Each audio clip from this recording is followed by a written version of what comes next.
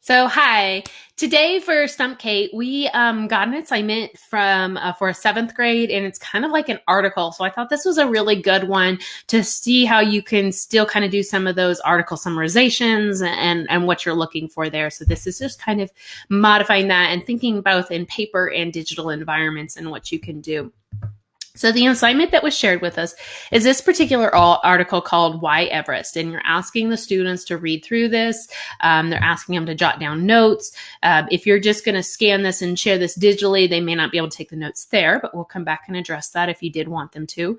As I scroll down, there's a couple questions to encourage that close read, to make sure they're pulling in some factual information. And then at the very bottom, there's a summarization. So it's just summarizing what they're reading in that article. So it's just very simplistic assignment, but it's kind of like an article review.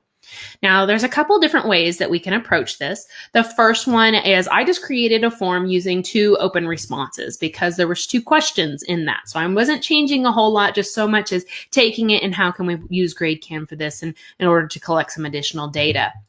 So on this particular one, I used 2 open responses. The first question, I even just copied and not copied, but retyped it over here so that it's right there, so that when students are filling that out on the form or in the digital environment, they know exactly what that question's addressing and what they need to fill in there in that area. I can also adjust my text rows. So I put this one at 5 and I added line separators. Since this is an assignment for middle school, having those lines there help to keep them on track, just to make sure that it kind of stays straight and they're tracking correctly. So that first one is nothing too fancy there. The second one, I did the same thing, added a custom question header. I did adjust the scoring, the grading a little bit, and actually even added the multiplier of the 2, because this is that summarization section. This is the section that I'm going to be a little bit more looking in on that grading and what are we doing and following that information there. You can even adjust your text rows if I want to go up to 8. Again, I have the line separators. Once I've got all that there, save, I can print my form. So if I go into my forms, and this is if you're working with your students right there in the classroom. I'm going to leave this only for this assignment. There's no reason to make it as a compatible one since they're very customized questions to the article, but I am going to print it specifically for those students so I can figure out what I want to do there.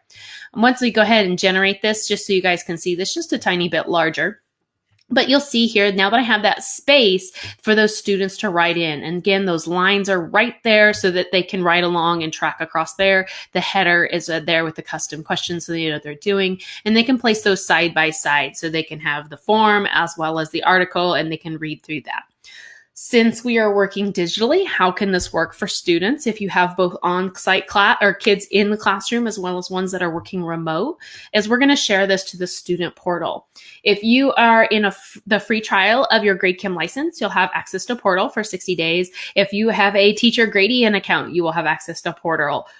If you are a part of a school or district license, you have access to student portal. So you should be able to get in there, and we have a lot of great resources, but if you need anything else, just shoot us a quick comment and we'll make sure we reach out to you.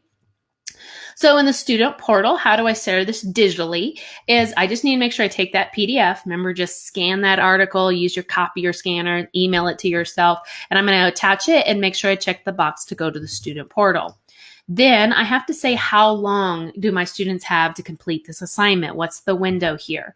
I can add additional classes, or I've already got a class here. I can adjust the time. So I have it open from today, starting at 9 o'clock, and it closes tomorrow at 3 p.m. So that way, that window of time that the students can still complete the assignment if they're working remotely and they're not in the classroom with me, with my plan of doing this with my kids maybe tomorrow during their day, or maybe I give them a couple days to submit that. So that's how I set it up. And I love that about GradeCam is I can really shift pretty quickly. So I'm not trying to put this in 2 different places. It's all in one place. I just decide how I want to deliver it, how my students are going to see it. Are they going to see it on the paper form in front of them in class, or are they going to see the digital one? So the digital one looks like this. The students would get into their student portal. Let me click on it so you can see what that looks like. There's that article that I attached right there. We can zoom in, scroll around, go to the next page if I need to. And then here are those custom questions with their headers, and I can also expand out these text boxes that they can put in their responses right there. So it's just giving them very similar environments for where they're going to complete that information. So it's a very basic recreation of this assignment and how I can pull that information and that data back into GradeCam. Now, one thing I kind of like to do, especially when you're really working on writing skills with students, is to do this based off of a rubric, because there's kind of some tricky pieces there that I want to make sure, what skill are we working on? What's an area we need to focus on? What do we need to do? So you can break this down into rubric. So I actually just recreated this. It's a Google Doc, nothing fancy. Created a table with my rubric criterion right here so they know what I'm grading them. Again, I gave them lines so that they could write, and you could structure that however you want, but I want to grade this using GradeCam. 1, so I can scan and get the grades in and transfer to my gradebook. 2, so I can collect that data so I can see as a class overall, is there a particular area I need to work on? So you can see here I have content, organization, development, language, all 0 to 3. So I'm going to go over to GradeCam and go ahead and create this one. So let me hop back out to my main page, say new, multiple question, and I'm going to call this rubric article review. And we're going to make this 4 questions right there. And I'm just going to make that to match that particular rubric that I would like to do. Since they're all the same, I'm just going to select them all and hit edit. And we're going to change this here to rubric.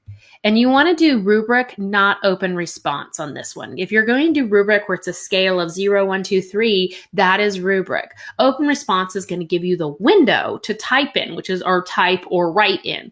So I'm going to do just straight rubric. And I want to make this down to 0, 1, 2, 3, 4. I'm going to hit save, close that. Now I want to do some custom headers just so the students know what they are. So this first one, if I type right there on that number 1, and then I'm going to tuck this back and I'm going to say content.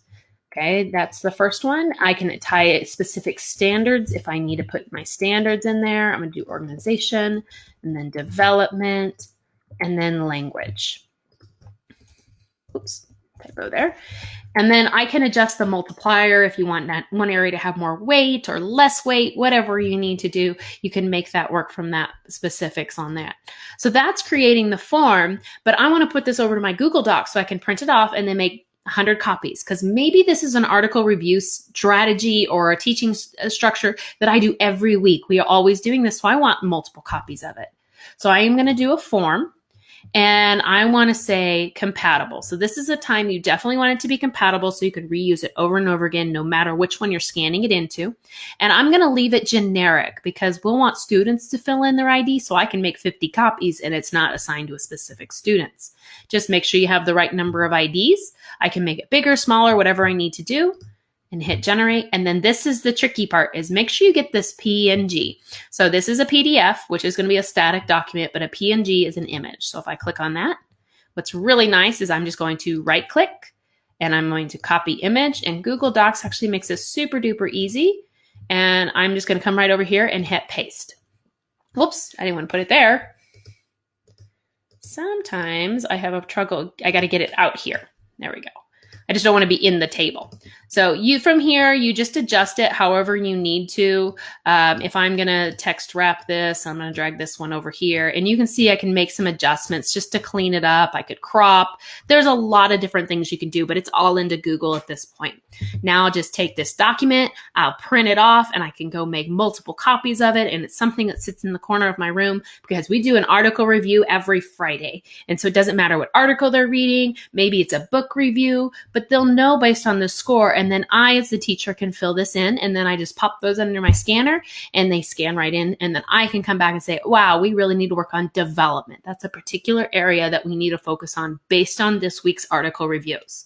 So just a couple different ways that you can recreate this particular article assignment that was shared with us. We'd like to get your feedback or hear back from you on how you guys can incorporate reading and writing, either using GradeCam or what are you doing now in digital environments. We'd love to hear that back from you. So thank you so much for joining us today, and pop down any questions if you have any. Thanks.